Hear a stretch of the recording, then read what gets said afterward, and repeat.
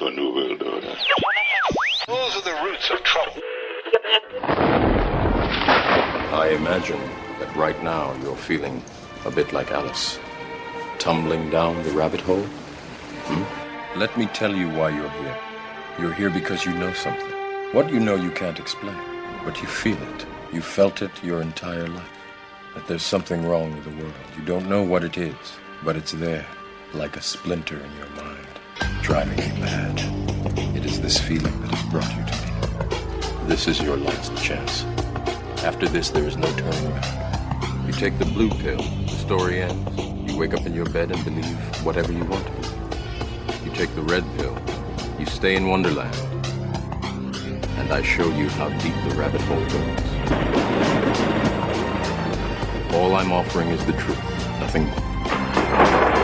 For we are opposed around the world by a monolithic and ruthless conspiracy that relies primarily on covert means for expanding its sphere of influence, on infiltration instead of invasion, on subversion instead of elections, on intimidation instead of free choice, on guerrillas by night instead of armies by day. It is a system which has conscripted vast human and material resources into the building of a tightly knit, highly efficient machine that combines military, diplomatic, intelligence, economic, scientific, and political operations. Its preparations are concealed, not published. Its mistakes are buried, not headlined.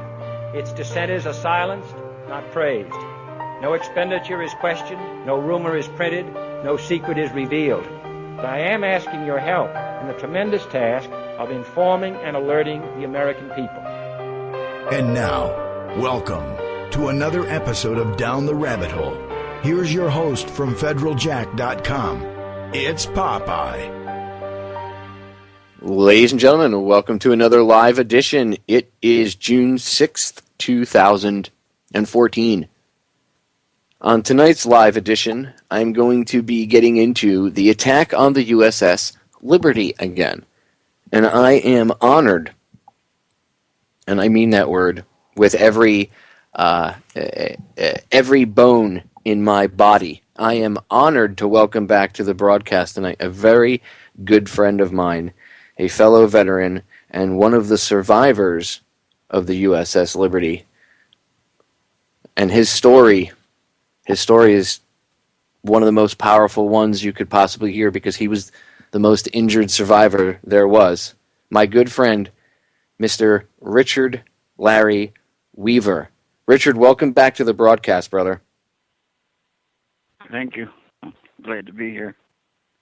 I know this is a tough subject to talk about any time of the year, but especially coming up on the anniversary of the attack on the Liberty.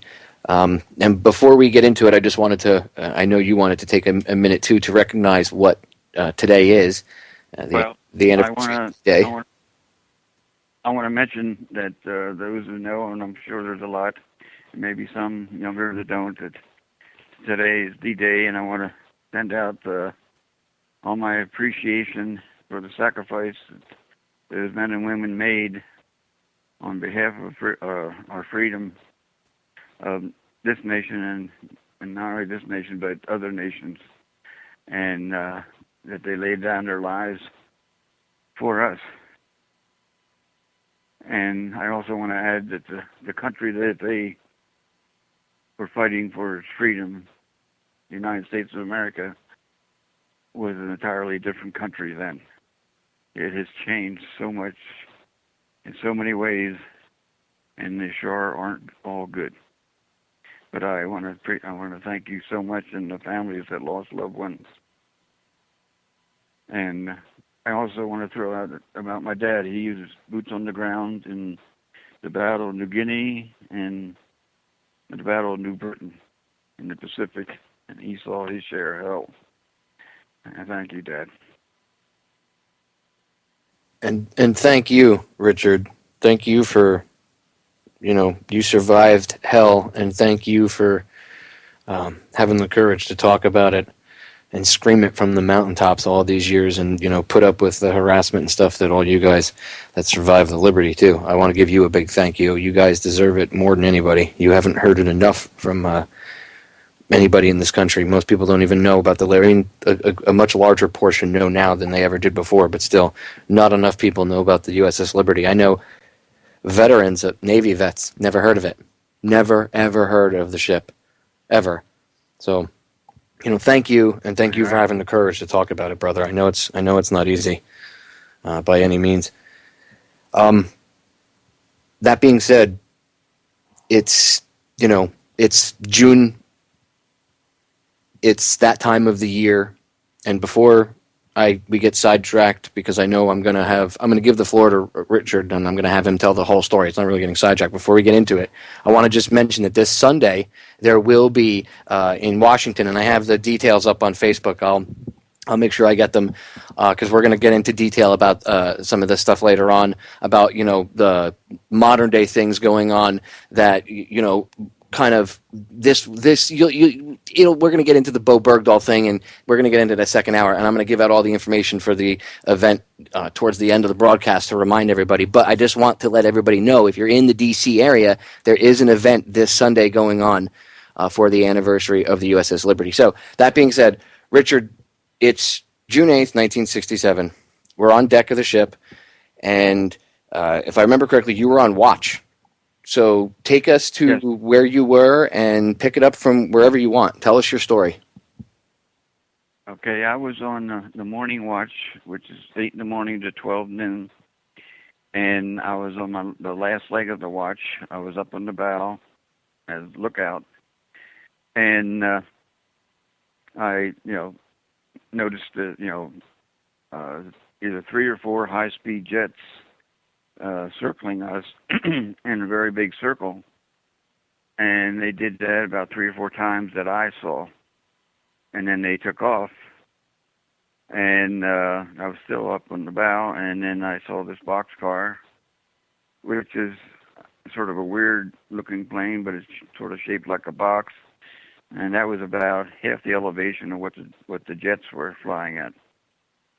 Anyhow, it came time after that, it was time for me to be relieved, so I was relieved, and I was coming back the catwalk, and I noticed this, as I always said, this bucket of bolts, because that's what it looked like, plane coming toward the Liberty, and very close, because it's hard to conceive, but it looked like it might hit one of our masts, and it banked, and anyway, I looked up, and I saw the window open on the co-captain, and his head was at the window, and he smiled, and that close, I always said, I could see how bright his teeth were. So I put my hand up, and I waved to him, and he waved back with a big smile, and as it passed by, behind the starboard wing, there was a big Star of David. Well, in my heart, I had sort of a good feeling about that, because I knew they were an ally, and we were, like 14 miles out to sea in international waters, but we could still see the smoke billowing up, from the war that was going on over in the Cyanide, and, with the 6-day war, and anyhow, I felt gratified that was an ally. And I went back to the docks because I had some dizzy spells when I was steering the ship, and he just told me to come back and he'd check my ears out. Well, anyhow, I got back there, and I guess it was after chow, and then I, sitting up on the table, and Doc was taking a look, and on the 1MC, which is the intercom, they said, stand clear of the motor whale boat, or they're going to check the engine. And, it's just something they do to keep the engine turned over and free. Anyway, Doc and I heard this rat-tat-tat-tat right up the bulkhead. And I turned to Doc and said, Doc, the damn prop just flew off that motor whaleboat. And then they come over the 1MC, they go to general quarters. General quarters, this is not a drill. It's There's not a drill. You're under attack. And I was right below my GQ station where the dock was. And I got to the ladder and went right up. And our captain, he would just drill us so much in general quarters. And we all agree that that's another thing that saved the ship. We were so not bored with it, but boy, he was relentless. And thank God he was. Well, anyway, I went up, and you always check in when you get there, and I always wanted to beat my time no matter where I was in the ship. But I thought, I'm going to have a good time because it was so close. And I checked in. I was a telephone talker with the bridge. And this was secondary con, which was out in the middle of an old helicopter pad. And there's a ship wheel there, and a compass, and a place for me to plug in my headphones. And then there'd be a person to steer the ship, and I would take care of the orders from the bridge. And then the first class was sort of the officer of the deck, that he would initiate what he would need done back there. And I always thought it was sort of, I guess, redundant is the word, that they have us out in the middle with no protection, and we're there in secondary con in case the bridge gets blown apart. Well, my God, if the bridge is going to be blown apart, we're sure not going to be there either. Anyway, we survived the first strafe, and I told Fred, we got to get down now into this offset. And the first class told me, you don't go anywhere without the orders of the captain. And I told him, do you want to listen in this earpiece and hear the chaos that's going on the bridge? And I said, I know our captain, and he would want us to do whatever it took to survive. So I got Fred, and we both jumped down. And the first class stayed up there, and I was told later that either the next strafe or the next one after that, he was cut in half. When we landed down there, I still had 35 feet of cord. I could still hear the bridge, and I saw Fred, running toward the back of the ship, and I was concerned he was going to just jump the ship, because, we both lost it, but yet I think he lost it just a little bit more. It didn't mean I'm stronger and he's weaker or anything like that. But when this kind of thing is happening to you, there isn't anybody out there that's going to know how you respond until it happens. I'll share that with you. So I grabbed him by the collar, and I threw him back in the corner. And I was in pretty good shape because I was working out on the Liberty's weight room, preparing to, when I got separated, because I was a short timer, to go to Cypress Gardens. They were going to have me audition to become a professional water skier, and I really felt that I had the talent to make that. So anyhow, I was pretty strong. So I threw him in the corner, and then a jet was diving on us, and I just got on top of him to hold him down. And then I would come out and check which way the jet was coming in, because they had, like I said, 3 or 4 of them. And I got to add right now that they were completely camouflaged. I mean, I could not tell if they were Russian or who they were. I had no idea. I just know they weren't friends. And I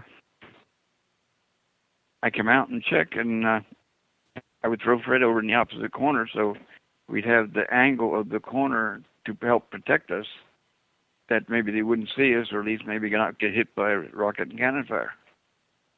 And I did this, I don't know, I'm guessing 5 to 7 times, and all the while, protecting Fred with my body. And I come out one time, and I come out too soon.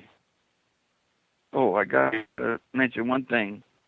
They say about no flag, whatever they want to say, the enemy, Israel. But I did have a hard time sometimes seeing the next attacking plane because the American flag was flying full out and it was blocking the attacking plane. So I had to move over so I could see what angle he was coming in from because our flag was in the way. So that's just the way it is. There was a flag. And they were shot down. They kept putting flags up and ended up putting a holiday flag up eventually. Anyway, I come out too soon. And as I said before, this might be hard to believe, but this is just a fact. That the pilot come in and he looked down, he saw me and I saw him at the apex of his dive. And right after that, he went straight aft. And he had to communicate with the other fighters what he was doing because he'd ran right into him if he'd went down, flipped that, and came up the middle. And that's what he was going to do. I just knew it. So I got Fred, and I got him behind this big motor for the laundry. And I screamed at him and yelled that he would really listen, you know, and he did. He stayed there. And I told him he's coming up the middle, and I looked around for a place that I could get protection. And there was only this ship's cleat that you tie up with it. It wasn't much protection, but I got in a fetal position. And it's amazing how during a hard time like this that you can find beauty. I looked up and I saw a brand new holiday flag.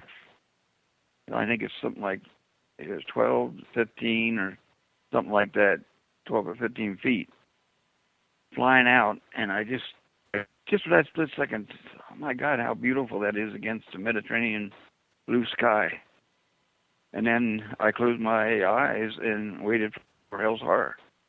And I didn't have to wait long. And I was hit by a rock getting kind of far that blew me up in the air about 5 feet. And I come down, and then my earpieces were gone, and my helmet was gone, and little I know at the time, I landed on the side of my face, and I busted my nose, but that was the least of my worries because I had 140 shrapnel wounds all over my body, mainly on my right side. And I said 3 times, oh my God, I'm hit, oh my God, I'm hit, oh my God, I'm hit. And I looked down and I saw this big hole in my stomach that had a phosphorus fire ring where the hole was, and it was glowing, and that's what a phosphorus fire does. It doesn't burn like a flame. It just glows, and the human flesh smelled so terrible. And I was bleeding so badly, but yet I was really thankful. I was, because I used my own blood to put the fire out. And then I looked up, and Fred was coming from behind. And as I saved Fred's life, he saved mine, because I surely would have been killed by the next strafe if Fred wouldn't have come along and he helped get me up, because my right arm and my right leg were useless. And I said, get me to sick bay, Fred. And which sick bay wasn't very far. And he got underneath my shoulders and held me up and stabilized me to get in. And I remember that dumb stuff happens, and it just does. And I don't know if I hit on this last time, but we went to this one door, and Fred's holding me up by my right side, and I grabbed hold of the handle and pulled it. And I said, oh, F-U-C-K, it's the laundry. And shut it. It's crazy, but that's what happened. And then we got to the next door, a watertight door, and Fred opened it up and helped me over these into these watertight doors, which have a rise of about 15 inches. You step over, he had to help me get in there.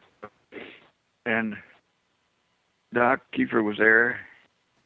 And then some corpsmen, and then they grabbed a hold of me and put me up on this stainless steel table for him to do triage on me or whatever. And blood was just shooting out of me everywhere, and especially out of my abdomen. And little did I know at that time that all of my ab muscles were blown out of my body, and also 2.5 foot of my colon. And the doc was working on me, and he was using those scissors to clamp off big bleeders and everything else. And doc said to me, "Okay, we move you, Weaver?" I said, "Yeah." Well, just at that time, as soon as he said that, a rocket came in in the ceiling at the left of us, and some shrapnel hit Doc in the stomach, and he put 4x4s on it. He never told anybody. He put a life jacket on to keep pressure on it, and he turned around, and every place that he worked on to stop bleeders, I was just gushing like crazy again. So he had to redo me to get me in some state that they could, put me down on the floor. And the only way I know how to tell what happened is to tell what happened. So when I was on the floor, and Fred was right by my side, by the way, taking care of me, I looked up, and the tray table that the doc was working on me was full of my blood, and these corpsmen got these tan paper towels, and there were other guys coming in with like arm or leg wounds or stuff like that, but the doc had to look at them, and they just took, because they were in a hurry, and they took those paper towels and just with big whoosh motions just wiped off that table, and then all of my blood just splattered up on the bulkhead. And there's no way I can describe what that does to a man inside, except, to tell the feeling I had at that time. And that was thinking that was part of me.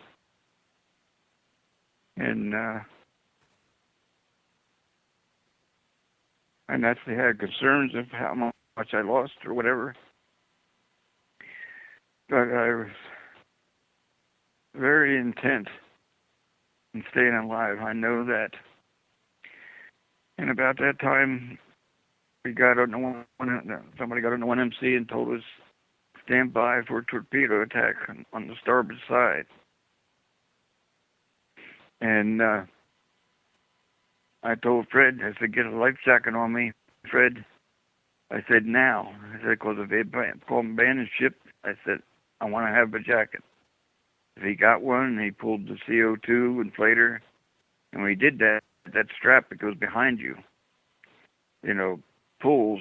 And then I just realized how much damage I had in my lower back and my back itself, how many wounds I had back there, that these other deep core wounds are really terrible. They're probably the worst. But it just kept adding pain on pain. And this is the only part of the story that I cannot recollect, is how I got I got to tell you what happened. The torpedo did hit, and it was like a giant grabbed a hold of the ship and just tossed it out, and it just rocked back and forth. It just almost felt like we were going to roll over. And then it sort of stabilized and became to a list of a certain amount of degrees. And then I heard over 1MC, we were to abandon ship. And this part I don't recollect. I have been to specialists, Ed Kamani out here in Hawaii, who has made most of my story come to life in me. Because, I didn't know a lot of this, because your mind protects it, and that's what PTSD is. You don't know how to handle all this horror because you don't know what it is. But once you go and I had rapid eye in him with EMDR, and he helped me. And there were several times that during the sessions, it was so powerful, I passed out, and my wife and him had to catch me before I hit the floor. But when I would come to, I had new film developed. Because Mr. Cabani would say, well, you were here, Richard, and so I said, oh, yeah, and then this happened, and then this happened, that I did not remember before. So this is the only part that just never got developed. I don't mean to skirt around all this, but I just wanted to tell you how PTSD really works in life. And anyway, somehow when they called abandoned ship, I must have hopped over those two watertight doors and got outside. I was by myself. I don't know where Fred went to, but I knew my life raft was on the starboard side forward. Richard, I'm gonna interrupt us because the break is. I can see the break is going to sneak up on us in a few seconds here. I want to pause it. I'm going to have you pause it right there. When we get back on the other side, ladies and gentlemen, I'll have him rewind about 30 seconds just so you can get we have full context. But basically, he's, the ship just got hit by a torpedo. He's trying to survive. He's got wounds all over his body. Nightmare scenario. This is real. As I said in the advertisement for it on Facebook for the show tonight, this makes any action movie pale by comparison. This is reality. This is truth. It needs to be told. This was done by one of our quote-unquote allies, by the way. We'll get into that too. Stay tuned. We are back, ladies and gentlemen. Talking to Richard during the break, we were talking about PTS. I don't like to call it PTSD. I like to call it PTS because it's not really a disorder. Post-traumatic stress is a perfectly normal human response to a perfectly abnormal, horrific situation. And Richard brings up a really good point about understanding what it is and understanding what a person that has it is going through. They're disconnected, as I said. This is my way of putting it. Somebody with PTS is connected. They're disconnected from their nervous system, their body as a whole, their physical body as a whole, their central nervous system itself, and then their essence, and even to a certain extent, a part of their mind. And it takes a very long time sometimes, depending on the trauma that the person went through, to reconnect those things. And I think it's very powerful to hear from somebody that goes through that. And it's also important, Richard, for you to know that it's not abnormal to go through anything like that from someone that's had to deal with his own issues and stuff. It's not abnormal at all, brother. What you go through on a daily basis is completely normal. And if you didn't go through it, if you didn't experience the feelings that you feel, then I wouldn't think you were a normal human being. So don't you ever hold that against you. What you guys went through is it was hell on earth. So anyway, I do appreciate you bringing up the PTSD issue and talking about that and explaining to people. Like you were saying to me right before we came back in, when it hit you, like a lot of times when these memories hit you and you have one of these things develop, it's like you almost feel like electricity coursing through your body, right? And then you went down for the count that one time, at least. Yeah. When I was first wounded, it just felt like I was almost like being electrocuted at the time and shaking, like a convulsion kind of thing when I was first hit. And you're trying to make sense of what's happening to you, and you just cannot. You cannot, and then that's when I hit the deck, and because people don't understand sometimes. They see all this special effects stuff, but percussion of a rocket, when it goes off, it has a blast, and that's what blew me up in the air 5 feet. That's what happened. No special effects about it. I didn't go 20 feet in the air like they show on TV or anything like that. This was just the actual power of the rocket blast. And this is literally you're already hit. You already have, what was it, 140 shrapnel wounds, you said? From... Yes, that's according to my doctor on America. Doctor on America pan. So you're laying on the triage table bleeding out, and then you're hit a second time. Yes, and the doc was too, and that's when he put that life jacket on himself and put 4x4s, and never told anybody. He just kept working on men. And anyway, I said about they were doing a torpedo run to starboard and prepare for a torpedo attack. I got Fred to put life jacket on, and the strap behind, I could just feel how badly wounded I was in the back. That my core was so messed up. I mean, when all your ab muscles are just completely ripped out of you, because the shrapnel is white hot, and it just literally cuts like razors, and that's what it's meant to do, and cuts that out, and then cuts 2.5 foot of your colon out. Naturally, that's a big pain and very traumatic. But then, on top of that, then when I found out about the pressure from the strap, how badly I was wounded in the back, on top of it. But along with that, and for you people out there, I am not forgetting you. Okay, I am going to remember you right now. That PTSD is not limited to combat. PTSD can come from rape. It can come from abuse. So many things in life. So there's a lot of you out there that are suffering with PTSD, that I recognize you for it. And that needs to be said. And not be pitied, but get help with somebody that can do this EMDR. Ask about it, and ask for the treatment. It will help you. Anyway, I ended up outside by myself, and Doc stuck a big piece of gauze in this big hole in my side, in my stomach.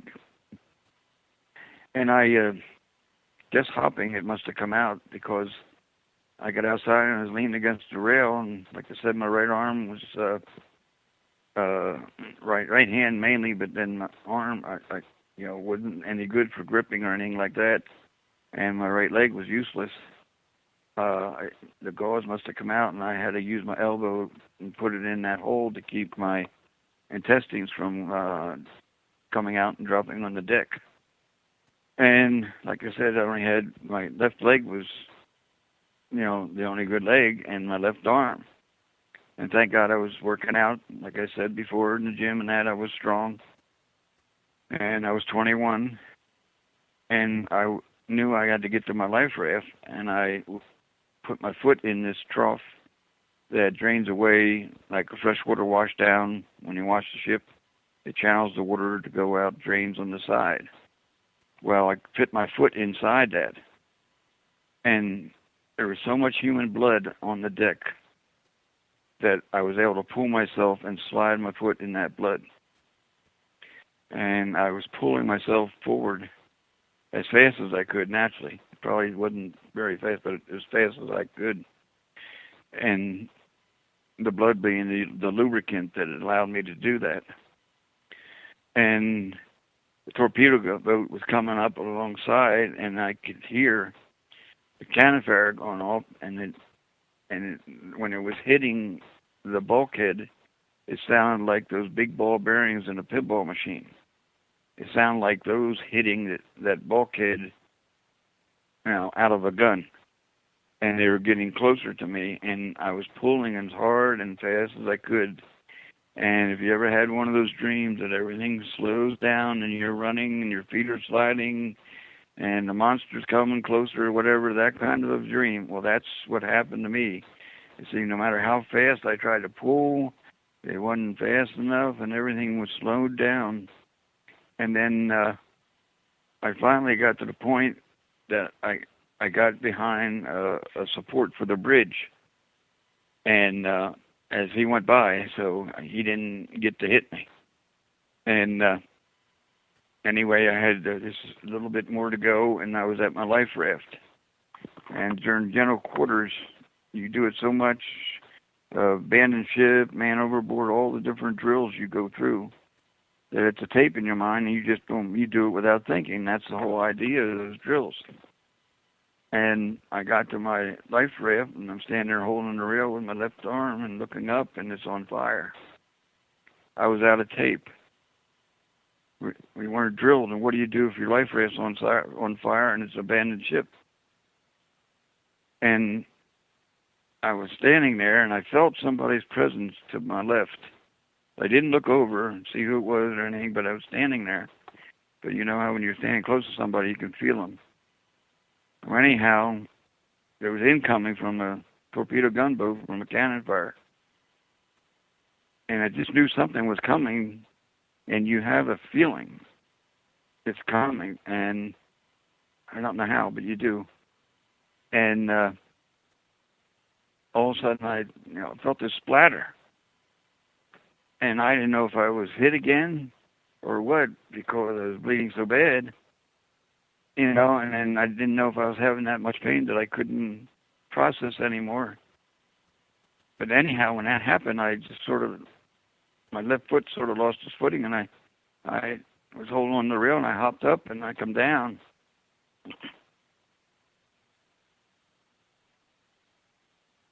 And when I came down, my foot landed on the skin of the calf of the man that was next to me. The only thing that was left was the calf and his ankle and foot. He was gone. I'm sure parts of him blew right off the ship, but he was gone. And then I heard, and I know it was a friend of mine because I sort of recognized the voice, but I can't place the name, yelling "Weaver" real loud to get in here from a gear locker, which was close by. And I couldn't move. I couldn't go backwards, So he came out and he risked his life to pull me in. And I never got to thank him, and I'm thanking him now, wherever he was. And he got under my arms, pulled me inside this compartment. And then he saw, when he did that, well, things started coming out, and he just pushed in and then stuffed the hole in my side with his shirt. And then they moved me and some other wounded into the bulkhead. Into the companionway, which is a walkway inside the ship. It was on the deck level, but it had more protection because there were different compartments that had steel bulkheads, and you were safer there. And there was a line of stretchers of all of us there. And it was amazing. I said this before, that it sounded like some kind of a chant, an Oriental or whatever. I just don't know what kind of a chant you'd say to be.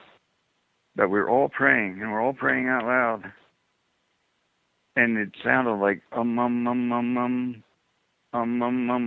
just like that, over and over. And and I stopped praying. I heard this, and I'll never forget that sound of all of us praying in unison, and not knowing what was going to happen when we were on that ship trapped.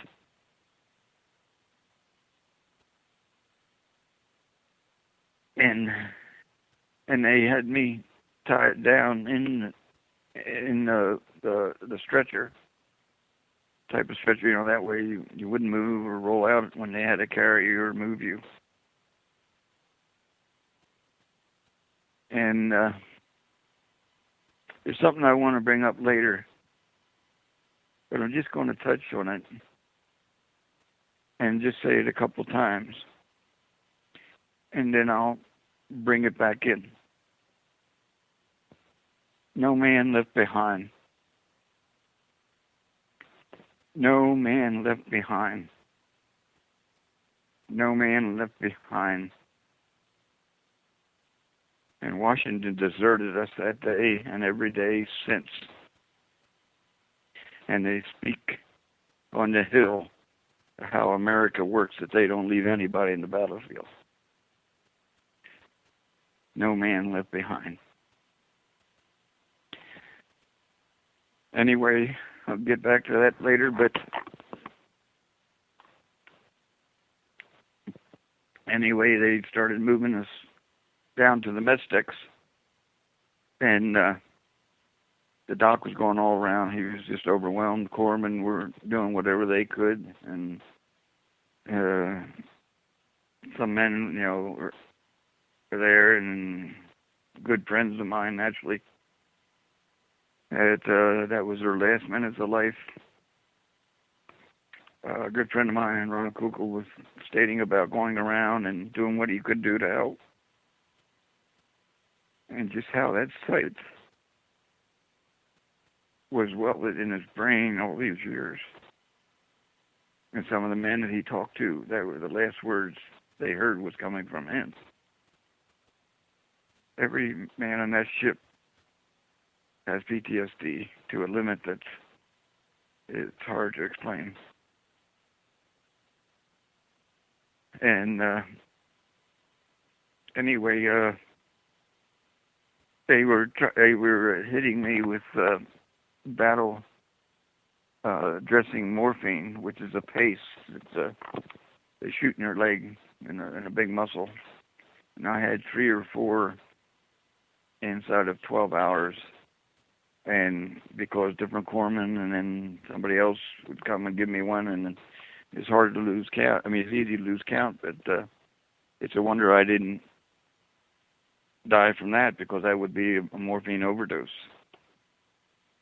As I find out later on that morphine doesn't affect me like other people, thank God. And anyhow, I was laying there, and I remember them, the captain gave the order, anybody has any news, they can now break it out. There will be no kind of charges made or anything. Well, thank God. It's funny to laugh about, and I laughed even then, not out loud, but it was amazing how many bottles of booze came down to that mess deck. And I was so pissed because they didn't have any scotch. They had all this bourbon and everything on, and I know this is, maybe not important in the story, but this is just part of it, part that goes along with it, and it binds in. And I drank some bourbon, and then, well, naturally, with the way I was wounded so bad, it just came right back up, and what did go down just leaked out because of the intestine, colon damage and stuff. And anyhow, we had to wait 17 hours before we got evacuated by chopper to America. 17 hours. Johnson was waiting and hoping that we would sink. 17 hours. We were there, and men were dying. Men were dying who probably didn't have to die. And I was doing my best, and I did not to close my eyes, because I just knew if I did that I would never open them again. Richard, let me ask you this, because you made an important point there, and I want to point this out. I know a lot of guys died in the initial attack, but how many men do you think died needlessly in this wait for assistance that took entirely too long? Well, I'll tell you, some of my other shipmates might know better because they were going around helping, but my guesstimate would be probably, I'd say probably 6 anyhow. And because I knew one was a real close buddy of mine, and another one, and I'm guessing, maybe the high number that needlessly, it would probably be somewhere around 6, maybe 5 or 6. But that is just a guesstimate. And when I say Anyhow, but needlessly, really, they all should. None of them should have perished at all. But I mean that even if the administration at the time tried to say, "Well, it was a surprise attack and we didn't know," they're lollygagging and they're turning back the jets and they're meddling. And we can get into that later. But the point is, that means they're at least responsible for the death of 6 individuals. So the president at the time, Johnson, is at least responsible for the murder of 6 people. I'm just saying. That's me saying it. That's not Richard. I just wanted to clarify that because that's an important point. You guys were left out there, and like you said before, no man left behind, and they left you on the battlefield. They left you guys out I'll there. tell you, Johnson was responsible for every damn one because he gave the order to the U.S.S. Amberjack to torpedo us. So 25 men were instantly blown up. So Johnson was responsible for all of it.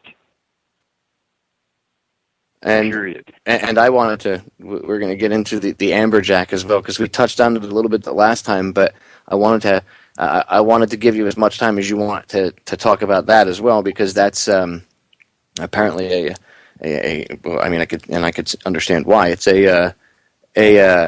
I guess a controversial topic when it comes to this, and something that not many people that have heard the story of the Liberty have even heard that section, that there might have been another U.S. vessel involved with the actual attack on the ship itself.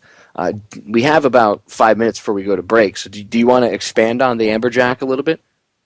Okay, I'll just do that quickly. That the nuclear-powered submarine was stationed 1 mile off our starboard side. Okay, very quickly, my records were so messed up, I hired a special investigator, and he was really good with people, and he got to talk to somebody, knew somebody, and he found out these 2 crew members were on an Amberjack. And one would arm the torpedoes, and the other one was on the bridge in charge of firing the torpedoes under the captain's orders. Anyhow, they got the order to arm the torpedo, and the other guys up in the torpedo room said, "What are you doing?" He said, "I got the order to arm number 3. And then shortly after that, the captain gave the other guy the order to fire. And a lot of people might find it controversial. I don't, because the tapes are. I'm not telling you where they're at. Anyhow, with that said, if you're listening or know anybody that might know these 2 crewmen, they could put all this to sleep right now as far as any kind of controversy. I'm asking you deep in my heart for you guys to come forward and get in touch with Down the Rabbit Hole, or whatever means, and go on record, because this is a part of naval history that needs to be written, of just how ruthless Washington can be sometimes, that they will have a nuclear-powered submarine fire on one of its own ships. This really happened, folks. But please, you 2 crewmen, will you do me that favor? Because to have it on tape, yeah, but they can say, well, I could have had 2 guys, from Louisiana or someplace like that, just do the tapes. How do they know? Please, will you guys please come forward? This will help with your PTSD, as you said to my investigator, because they have it too, because of withholding that kind of knowledge got to them. I think that's all I can say about that, is just to plead with them to come forward. And, are you there? Dan, you know that, I mean, wow, your investigator actually found these guys and spoke to them, and... Yeah, oh, yes. He spoke to them, and then they told him what happened, and he said, would you go on tape? And they both said no, and a year and a half later, they got in touch with my investigator, and they both agreed, said, man, I don't know what it is, PTSD, whatever. They had so much guilt because of what they were ordered to do, and they were under orders to do it, that they said, yes, we'll go on tape, and he got it on tape. I would make multiple copies of... But these people, I'm sure, at least one of them is alive yet, for sure. I would maybe both of them. I would make multiple copies of those tapes and distribute them out like all over the place and like in different hiding spots. Because I mean, if that Yeah, I have several tapes like that. I have tape about me, more personal stuff, and everything else. That if something happens to me, my wife knows, and other people, and they're hidden, to take them to the local news TV station immediately if I would die under suspicious cause. Yes. No, I believe in that. And but anyway, it happened, folks. It happened. Believe me. That's a really unnerving thought to think that I know. Look, you and I are both in the military. We both understand the following orders thing, but that really unnerves me. And I know that it's happened before, but it's just unnerving to know that in the middle of an attack by somebody else on one of our vessels, that our own there is a possibility here. For those of you that are like not convinced, okay, there's a possibility here that one of our own American vessels fired on another one of our vessels and killed our own sailors and Marines. I mean, doesn't that bother anybody? Torpedo. They completely ran out of torpedoes and headed back to port. Everyone missed. The gunboats, you mean? They were French built. Yes, they were French built, and they weren't very accurate, and they came close, very close, but none of them hit. And then there was a lull when they took off. Because they were hightailing it, and then we got hit with a torpedo. So the torpedoes were en route to go back to port, and then we got hit with a torpedo. Where did the torpedo come from? Wow. I'm just asking that question. Where did it come from if there wasn't a torpedo boat there? And the first time you told me about the Amberjack was the first time I had ever heard it. And then I did some research, and I had seen this not really out there, but I had found one or two other references across the internet, and I was just look, as a retired sailor myself, I don't even know how to describe it in words. I know you know what I mean, Richard. I don't know how to describe it in words that an American vessel, an American captain would willingly, and knowingly fire on another American vessel. And I know it's happened before. It just, every time you see stuff like this, I don't know how to explain it to you people, to the people that weren't in the military. It's frustrating on so many levels. Anyway, break sneaking up on us. Do not go anywhere, ladies and gentlemen. Hour 1 flew by, but hour 2 is coming right up. When we get back, we will pick it up right there where we're leaving off, waiting for rescue. Look up the U.S.S. Liberty. Richard's also interested in writing a book. Anybody that knows any publishers, let me know. We'll be right back. Ladies and gentlemen, welcome to hour number 2 here on tonight's live edition of Down the Rabbit Hole. I am your host, Popeye from FederalJack.com.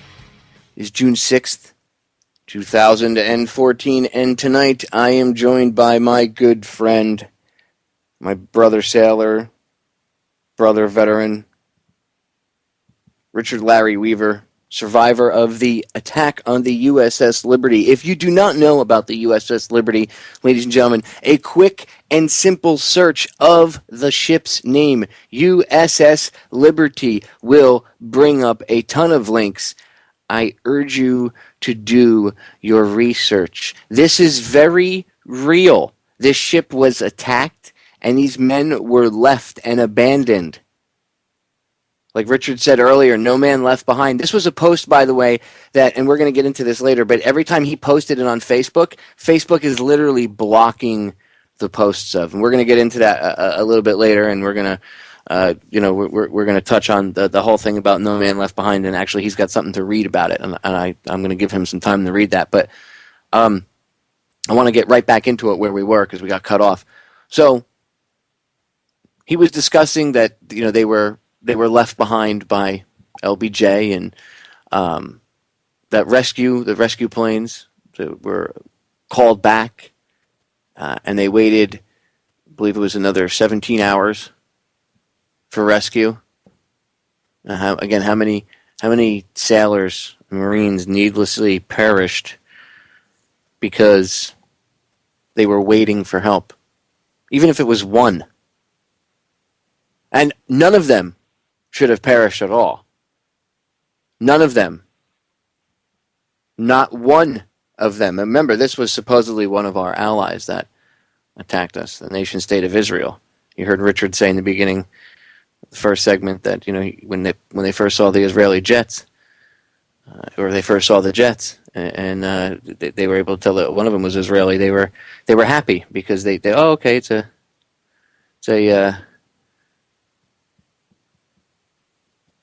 an ally. And I say that term loosely. I couldn't even stomach to get the word out of my mouth. You see how I had to hesitate to say it? That wasn't dramatic pause. I actually couldn't get the word out of my mouth. And this isn't anti-Semitism. This is the people that run the government of that nation state, just like the people that run the government of our nation state are evil, okay, and bad. Doesn't mean you're anti-American if you think that our government sucks. You're not. Use your head. That stuff is said to keep you away from even talking about this or looking at this or even talking about the liberty in general. Anyway, I digress. So, Richard, you guys are shot up by the grace of God and Captain McGonagall's constant drilling with damage control and how to keep the ship afloat. And like I said, I don't know how else to put it, but except by the grace of God or angels or whatever, some higher power that day was looking out for you guys and kept you alive. So you guys are floating out there.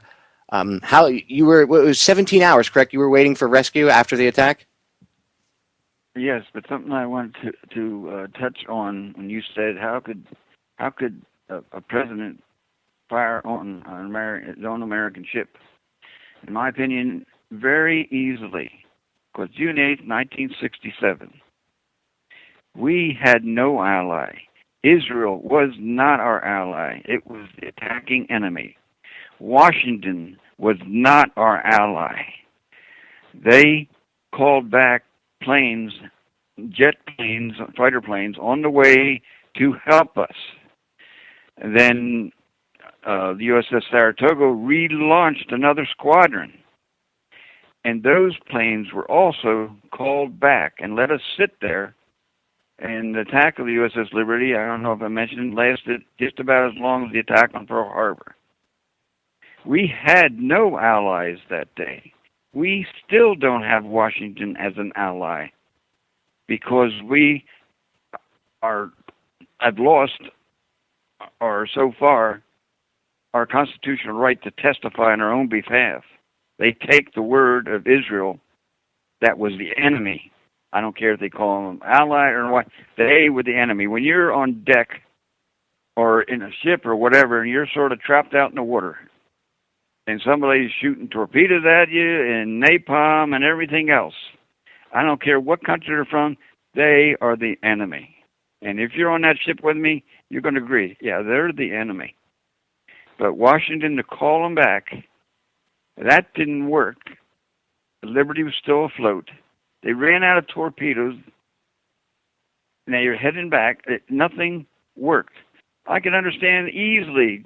Johnson stated in the Oval Office to Admiral Moore, who I talked to personally at different reunions, and he also explained, at the podium at different reunions, that the attack was deliberate. And that Johnson, in the Oval Office during this time when Admiral Moore was the head of the Joint Chiefs of Staff, said in the Oval Office, and Admiral Moore heard this, that I want that ship on the bottom and every sailor killed. Now, I said before, the last time, there was a president out of control. I think this guy was very much in control. I think that him saying he did not want to embarrass an ally, how did he know they were an ally? I said this before, but I want to really take my time and say it. How did he know they were an ally? The planes were painted in camouflage. I could see them. I didn't know if they were Russian. I didn't know who they were. I just knew they were the enemy. But yet he didn't want to embarrass an ally. In my opinion, I feel that Johnson and Moshe Dayan got together and had this ploy made up. Okay, you can attack her, just make sure you sink her, and then you can blame it on Egypt, and it will come to your aid, and they would have so much Egyptian land. Think about it. Think how they have treated the Palestine people. Israel, and some of you people, you can take it the wrong way if you want, but this is the truth. Israel kills at will, and Washington turns a blind eye.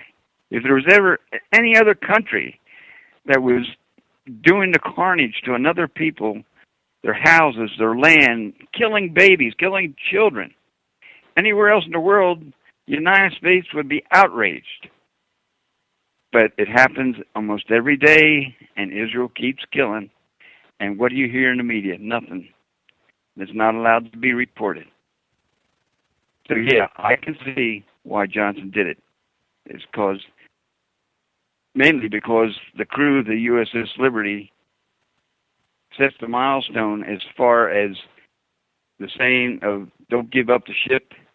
Well, they ought to have the picture of the Liberty and the Liberty crew above that saying, because they epitomize of not giving up the ship.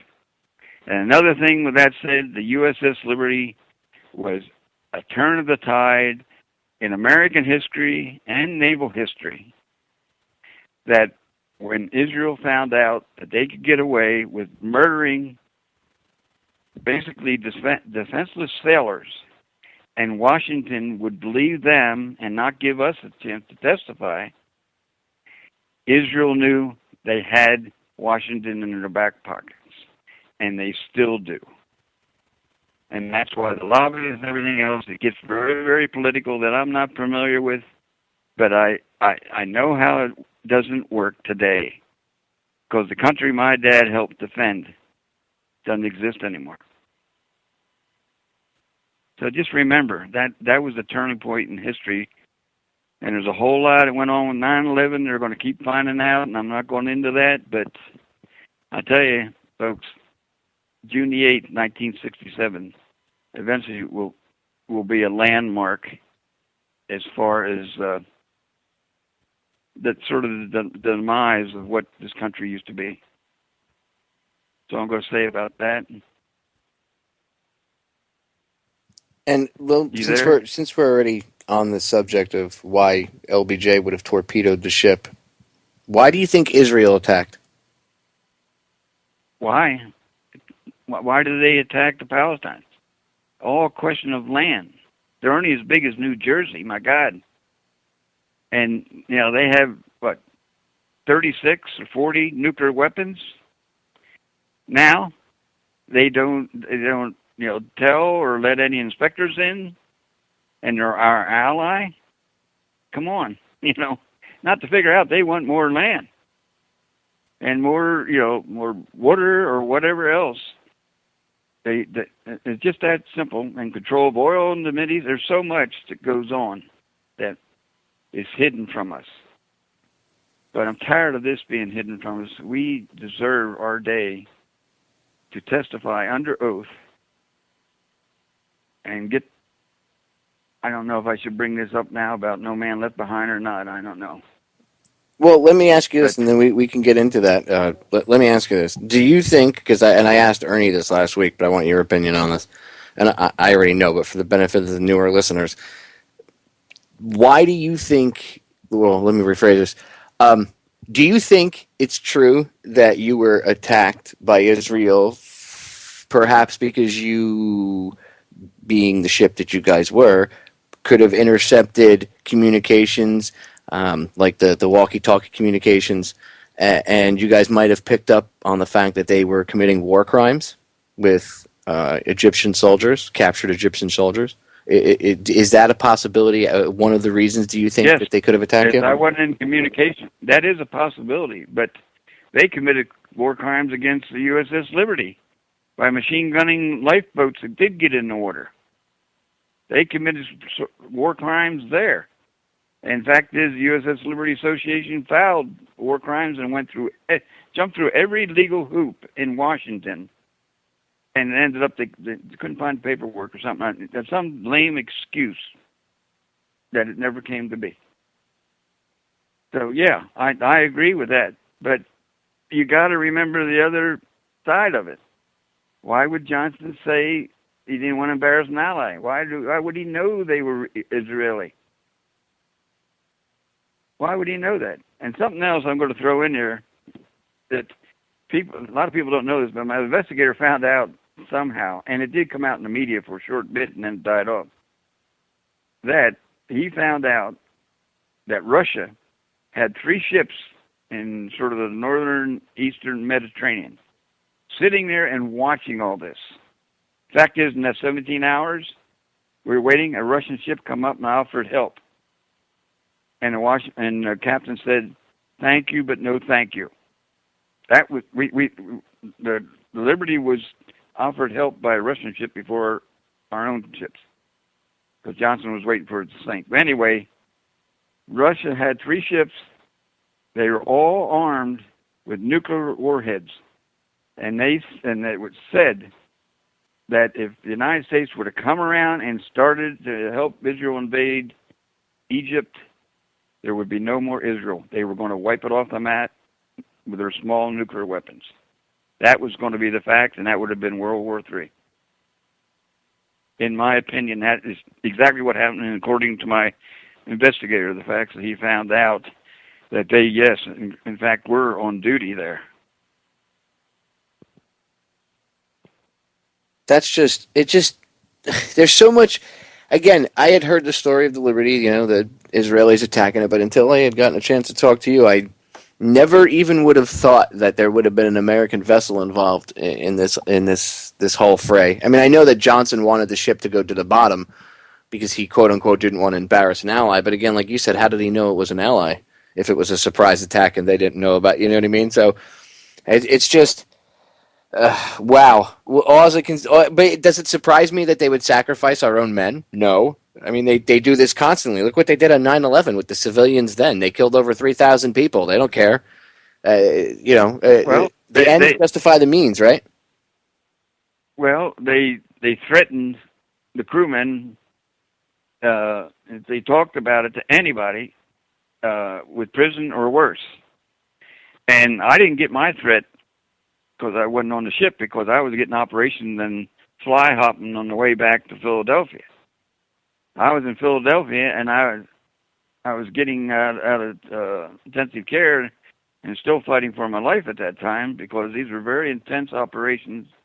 I'm not going to go into them, but anyway, I was just out of intensive care and settled in my bunk and everything, and naturally they were, giving me a medication, all this stuff.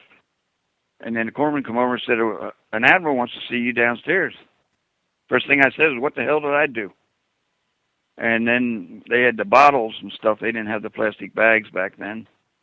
Anyhow, they took 3 guys and they got me in a wheelchair. And believe me, when you have got core destruction like I had, laying down is bad enough. But boy, when they sit you in a chair, it's just unreal, the pain. Anyhow, they got me in the chair, and then one guy pushed the chair, and 2 guys, one on each side, pushing these bottles on rollers. And they got me downstairs, went down the elevator, and then pushed me in this room. It was about 10 by 10. And in walks this admiral, and I saw all this brass, and I wanted to snap his attention, naturally, automatic, just, from being in the service, and I couldn't. And it was Admiral Isaac Kidd. He was a 3-star admiral then. And he said, "Are you Richard Larry Weaver?" I said, "Yes, sir." He closed the door, and then he deadbolted it. And I got concerned, because I didn't know what was going to happen. And believe me, if I knew what was really happening, he could have had a silencer plug me in the head, and that'd have been it, and, story over. Anyway, I was sitting there, and then after I told him my full name, and then he started taking the stars off. And we put them on the table there. He said, "Look," then he got real casual. He said, "Look, Richard," he said, "I'm just a man like you. Tell me what you saw." Well, my location on the U.S.S. Liberty at the time of the air attack, I was the best eyewitness on the whole U.S.S. Liberty, because I was so far aft, I could see what was going on. I could see the flag. Like I said, it was in the way at different times, but I could see it all. And I told the Admiral this. I told him what I saw. I told him they were unmarked. Everything that I knew. Then he said, okay, and he put his stars back on. He said, now I'm an Admiral again.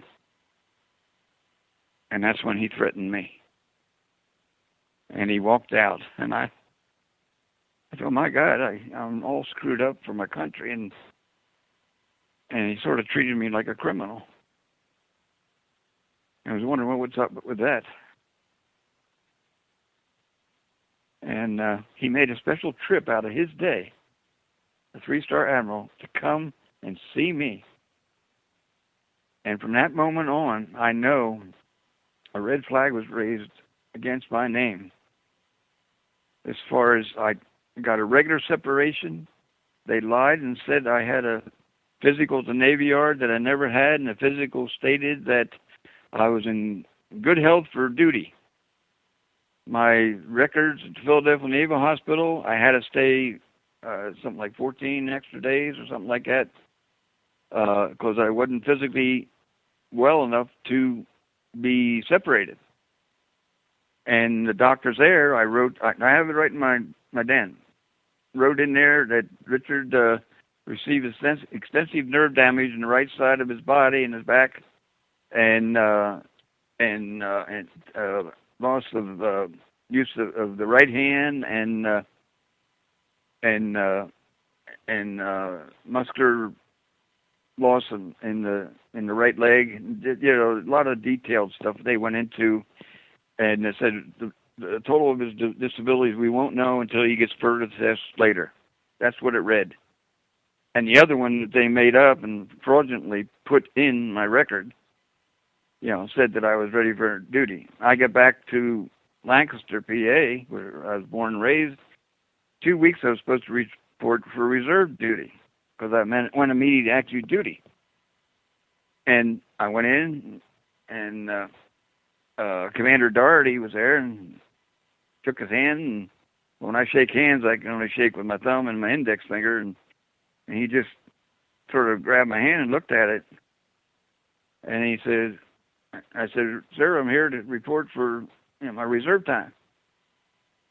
And he said, well, Richard, he said, your reserve time is hereby waived. He said, your disabilities are too much that there's no way that you could do your reserve time.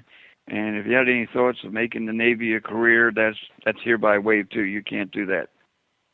Well, I found out, jumping ahead, 2005, Admiral Starring, who was the Judge Advocate General, told me at a lunch about disability retirement. And he told me right at that moment, by command, Commander Doherty should have told me about disability retirement, give me the paperwork to fill out, and receive that until the VA, which I didn't know anything about the VA because it was crossed out in my DD-214. DD-214 said I only had a service medal. They didn't say any other medals, like the Purple Heart and so on. And it didn't say I was on the ship. My duty rosters showed boot camp. It showed the U.S.S. Czechoslovakia. And the next duty station was the U.S.S. America. That time in between did not exist in my life. Liberty never appeared anywhere. And the DD-214, for you people out there that didn't serve, is a very, very important paper that you need to hang on the rest of your life. And they gave me a regular separation. It took me 5 hours to get separated. Everybody else came in and gone in an hour and a half. So somebody was working on that somewhere higher up at what to do with this guy. And then finally, a friend of my dad's, he gave me a job that I could do. And he asked me how the VAs treat me. I said, what's the VA? Well, he gave me a dime and told me to call my congressman. I happened to catch Congressman Eshelman, and he was unnerved about this, and he made it I would get evaluated in Harrisburg within days, and I did. And I got in there, and that was a sham. Like I said, a red flag behind my name, or in front of my name. I went in there. He never took a vital, never took an x-ray. He just saw I was on the U.S.S. Liberty, and he wanted to know what happened. 15 minutes I was out of there. He gave me a very low disability rate, and I was gone. When I first saw a doctor in the Lebanon VA, he looked at me and said, "Richard, what the hell are you doing in this percentage?" I said, "You tell me." And he told me just what to do as far as the appeal system. And I appealed. I appealed for 29 years. It was 29 years until I got a fair and just evaluation. And when that evaluation come through, and I got a fair evaluation, I felt, because it was permanent and static, because I still carry over 60 pieces of shrapnel in my body today, plus 34 major surgeries on the way. And I feel it was just, and I said, "Well, how far back does this go?" He said, "The last appeal." I said, "What do you mean?" And he looked up and said, "Well, it's a year and a half." I said, whoa. I said, "That appeal was on an appeal the whole way back to like something right around 69. He said, "Well, our system don't work that way. We don't go back that far." I said, "Well, you know what? I serve my country. If I was in an automobile wreck, and we've been in a court all these 29 years, and all of a sudden it was, the judge found it in favor of me, they'd go back to the car accident, wouldn't they?" He said, "Yep." I said, "Then why doesn't the VA or Washington go back? I've been dealing with this all my life. It changed my life in a split second. Why is it you're telling me that it only goes back to the last appeal?" So ever since I was a kid, bam, I was stamped. And I know this because some of my other shipmates got their 100% much sooner. They told me about it, and they didn't have the difficulty. And I'm sure maybe there are some, and I'm sure there's some that didn't put in the PTSD, which they should, because it's there. And if you don't get it treated and get taken care of, it's a cancer. I mean, I hit the wall, and my first marriage was sacrifice. I was married 24 years, and I hit that wall, and bang, I wasn't Richard Larry Weaver for about a year and a half. I did things I would have never done before, and was suicidal, and it just the way it works until you start to deal with it. Well, perhaps you wouldn't have been that way if you guys weren't abandoned either. And that whole thing about the VA, just so you know, we're going to come up to a break here, but just so you know, the whole thing about the VA, Richard, is, aside from the process of appeals and all that, that's separate. You already know that's horrific. But their reimbursement of them only going back like 2 years, that's their standard operating procedure. That's their SOP.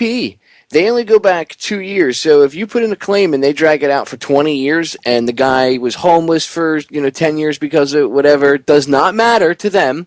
According to now, like you said, if it went to a civil court, they would date it all the way back to the initial date, even if it was 20 years. And that's not how the VA works.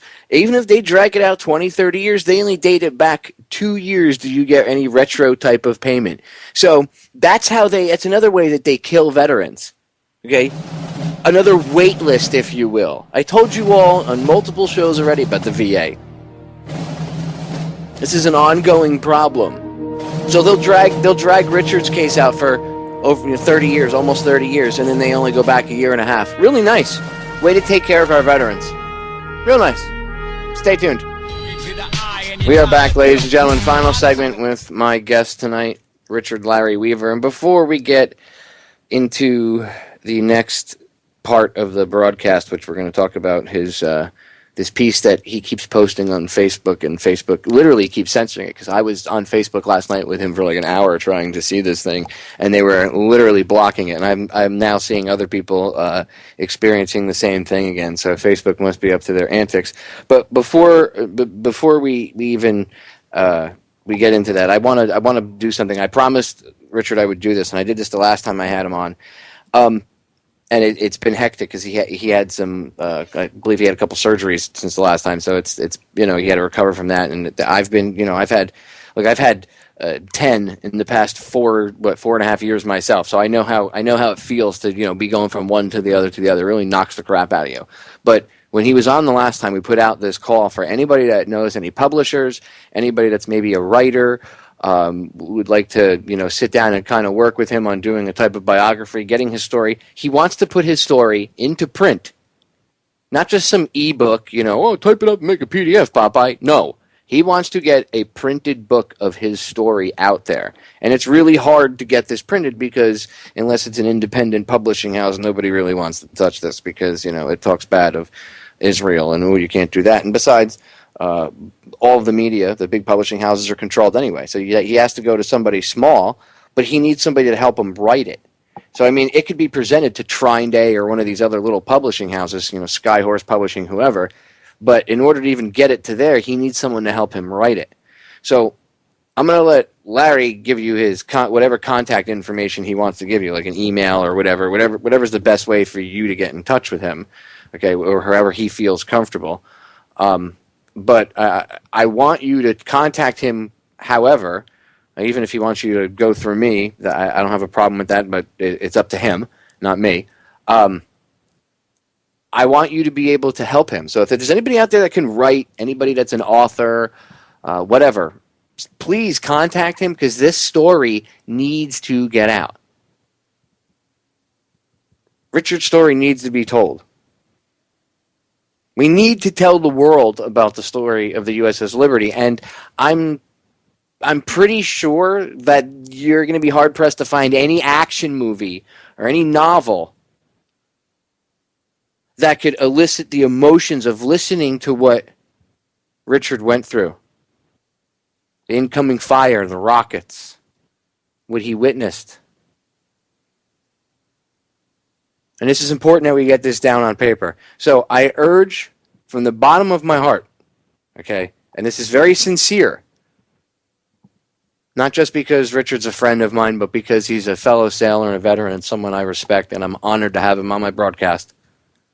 I urge, if you're a writer, please reach out to him or me or however, and I'll let him throw it out there, however you can contact him. We need to get his story on paper and in print. So let's work to do this. Richard, how can anybody get in, or how would you prefer that they get in contact with you?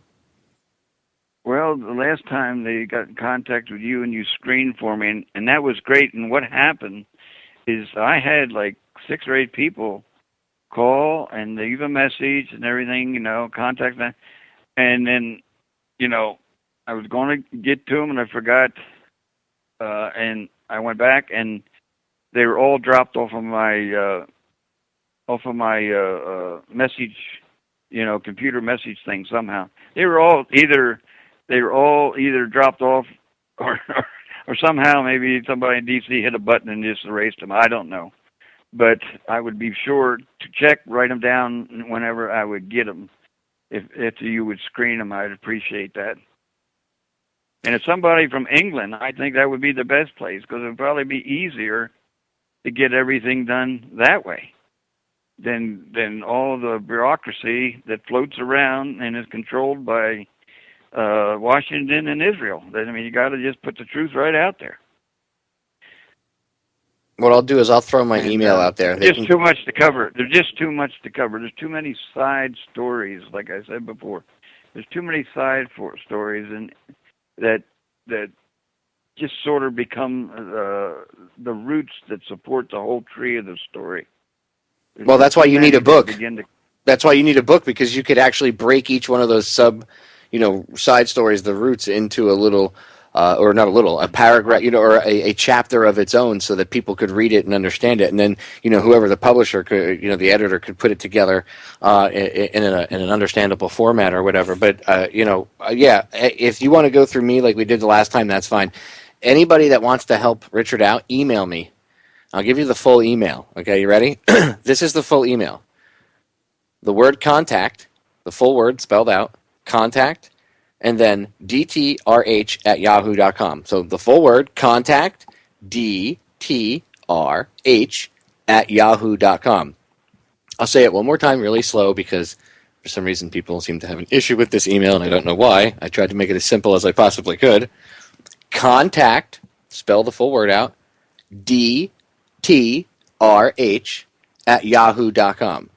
email me if you're interested in helping Richard write a book, and I'll, if you're real, I'll screen like I did the last time, and then Richard, I'll send them to you, and then we can get this going, and hopefully we can get your book printed and going, because, like I said, your story needs to be told. I appreciate it so much, because my son is on my butt, Brian, to get this out before something happens to me.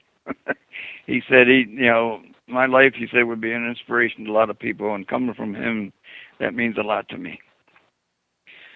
Anyway, if it's okay, I'd like to talk about No Man Left Behind, the post that, was being blocked. Please do. Okay. Well, this is what I wrote for Facebook, and I'm going to tear this apart after I read it. No Man Left Behind. Washington deserted the crew of the U.S.S. Liberty June 8, 1967. Washington called back American fighter planes that were supposed to help us. The attack lasted about as long as the Pearl Harbor attack. Washington is still deserting us.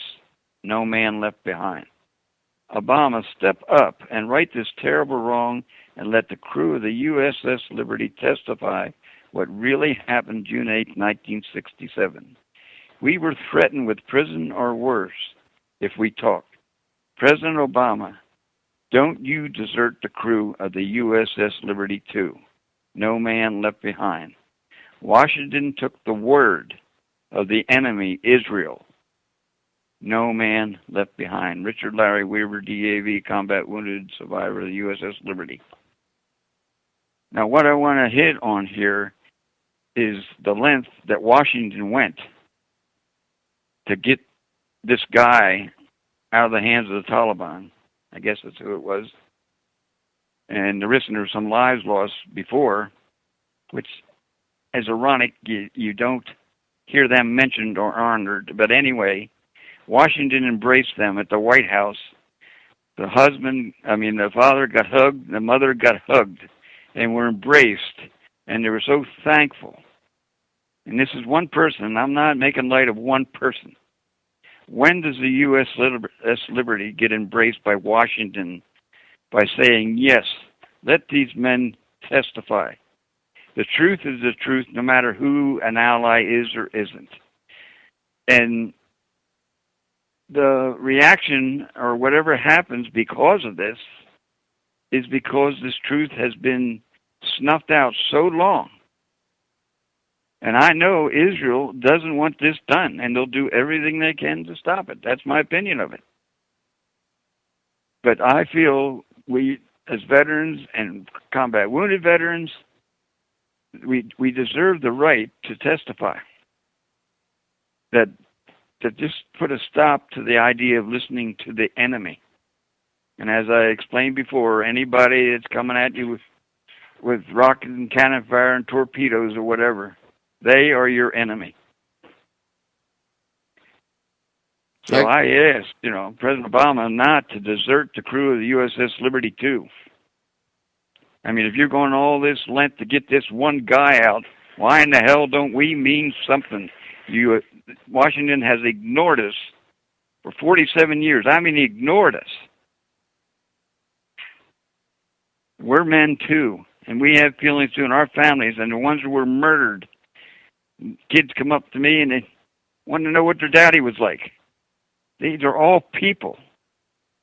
And you seem so compassionate when you're hugging these parents. Where's your compassion when it comes to us? Where's your compassion? It's the absolute least that you can do is let us testify. And something other people might not know, the U.S.S. Liberty is the most decorated naval ship in history since World War II. And yet, we don't exist in the eyes of Washington, D.C.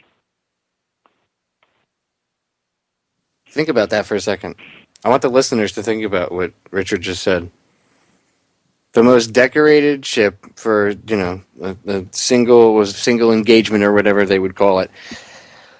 And since World War II, to date, by the way, and You don't hear about it in history books. My father was in the Navy. He was an Airedale, and he was in the Navy for 4 years. And I told him about the Liberty a couple years ago. I told him about your story, and he had no clue. He had no idea. Never heard of the Liberty. And my father's a bit of a military historian. He's he knows a lot about Navy ships, a lot about Navy history. Never heard of Liberty. Could not believe when first he thought I was lying to him. He thought he got angry, and he didn't believe me. And I gave him the information, and his jaw hit the floor. And then he went from not believing me to being pissed off that he had never heard of this and that it had been whitewashed. And then I told him I said, yeah, the captain of the ship got the Congressional Medal of Honor. He said, well, I never heard of that. I never, of course there was the ceremony where usually the president gives that. I said, yeah, the Secretary of the Navy gave it to him. I think it was at the Navy Yard, if I remember correctly. I mean, talk about being disrespectful. Yes, I know. Am I on the air now? Yeah, go right ahead. You got the floor. Okay. Well, I got to tell you how. I just got one of the medals at that particular time. The other ones come, but anyhow, in different means. I was called down to the Master at Arms, and this is when I could. I was able to walk around some. Which was good for me because I wanted to rehabilitate the best I could, as soon as possible. But anyway, it was toward the end, and I was called down to the Master at Arms, which is a place where usually you're in trouble. And they called me down there, and the Master at Arms said, asked me, "You're Richard Larry Weir?" I said, "Yes." He said, "Where were you?" I said, "I was up on the 6th floor." He said, "No." He said, "Over the weekend, there was an admiral called your name out 3 times, and you didn't answer. They wanted to give you your Purple Heart." And I said, "Really?" He said, "Yeah." I said, "Well, I'll tell you what." I said, "I was on the U.S.S. Liberty." I said, "All my Navy blues were blown to hell." I said, "I don't have any. I didn't have any." I said, "I've been walking around in hospital gowns ever since then." "Well, this admiral is really upset that you did not come forward when he called your name 3 times. And I said, and I happened to look back on the shelf. I said, "Are they mine in the back there, those medals?" He said, "Yeah." I said, "I'll tell you what." I said, "There wasn't any admiral within miles of me, probably on the America and Saratoga, yeah, but within miles of me on the deck aft on the U.S.S. Liberty, not anywhere close when I earned those medals." I said, "I don't need any damn admiral having a Photoshop of me getting one pinned on and him smiling." I said, "He wasn't there then. He don't have to be there." I said, "Can you give me the damn things?" He said, "Yeah." And that's how I got them. But I didn't receive any punishment. I just walked away. I thought, "You were going to give me punishment, you're going to come after me." Can I be honest with you, So Richard? That's how I think your way of receiving them was way better and way cooler than and way just more real than some admiral taking, like you said, a photo opportunity to smile, like, here I am with a heroic Navy sailor. Where was this guy when you guys were under attack? Where was he when you guys were waiting for 17 hours? Well, let me share another thing. My best friend in the Navy, Larry Soper, who's no longer with us, by the way, which died a suspicious death, by the way, to me, in my opinion, he was murdered in the VA because the nurse came in, his wife was there, and his wife asked this nurse what she had, and she said, "Well, you can't give it to Larry. He's allergic to that." And she just plugged him in the arm. That was it. 6 minutes, he was dead. She tried to find a nurse. Nowhere. He was dead. Anyway, he's my best friend in the Navy. It was so sad to hear the way he went out because he couldn't get pain medication from the VA. And so he went on the street to get Demerol, and he got a dirty needle, and he ended up with AIDS, and he battled that and went experimental, to make it short, and boom, he hit on something, and he came out to San Diego at one of our reunions, and I saw him and his wife there. And he said, I got good news there. I said, what's that? He said, I'm free. I'm free of all, they can't find any AIDS in my body. And he was so happy with that. And then when he got back, he caught a cold, and they always bring him in the hospital quick, at the VA hospital, to keep a check on him, you know. And that's when he was killed. Anyway, Larry was at the San Diego reunion, and we were talking because we were best of friends. And actually, we were on my first ship together at Chicaskia. He said, Larry, I got to tell you something. I said, what's that? And he opened up this little box. I said, oh, your Purple Heart. He said, yeah. He said, guess how I got it? I said, well, how? He said, it was mailed to me. I said, what? He said, yeah, it was mailed to me. I said, look, the captain and I are pretty tight ever since going to reunions. We really, really had so many personal conversations. I just love the man to death. I really do. Still, always will. I said, just a second, Larry. And I went to the captain and got him aside and explained the situation. I said, would you do the honor of pinning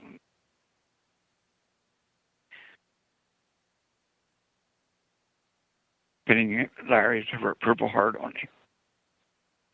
And he said, sure. And Larry looked so proud when he got that from the captain. Instead of opening up a box from the U.S. mail. Our captain was a class act, I tell you. Anyway, I'm glad I had something to do about that, but it was sad after he got home what happened to him. But he was up on the 03 level, and he was another good eyewitness, by the way. Yes. You think he was? You think he was? You think he was murdered? That's my opinion, and that's his wife's opinion. She called up here, and that's how I found out. She was bawling. Said they killed Larry. They killed Larry. I said, what are you talking about? What are you talking about? And she told me just what I told you. She didn't recognize the nurse. They could put anybody in, like a white dress and nurse's outfit, and somebody come in, and that's just her job in the government. I mean, they say conspiracy bullshit. I'm sorry about the language, but I'm tired of that. Another word, conspiracy, is the truth of the matter. And they label it the other thing because they don't want to hear the truth of the matter. And I said this before, D.C. is not worried about terrorists. D.C. is worried about the truth. If the truth comes out, it's just crazy. Like, you were saying before about me fighting the VA for 29 years. Through my investigator and research of my own, if a congressman or a woman dies, the spouse gets the same rate of pay as if the congressman was still alive and getting his pay. And it was researched back through why. And they come up with the reason that he or she is used to that standard of living. That's why. What about the men and women that have died in harm's way? What kind of their standard of living goes to nothing when they lose their spouse. And they lost their loved one. But they want her chauffeured around and Secret Service or whatever. Nothing changes except for loss. And that's bad enough. I'm not negating that at all. But they talk about the 1%ers, not just standards, just still, it's not black or white. It's still a segregation of we want to be up here, and boy, we're going to push you others down.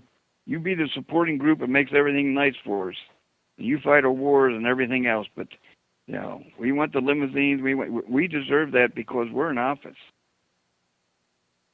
I still think, man, every man for sure, every man that serves in any kind of office should put his time in serving his country in one of the branches of the service.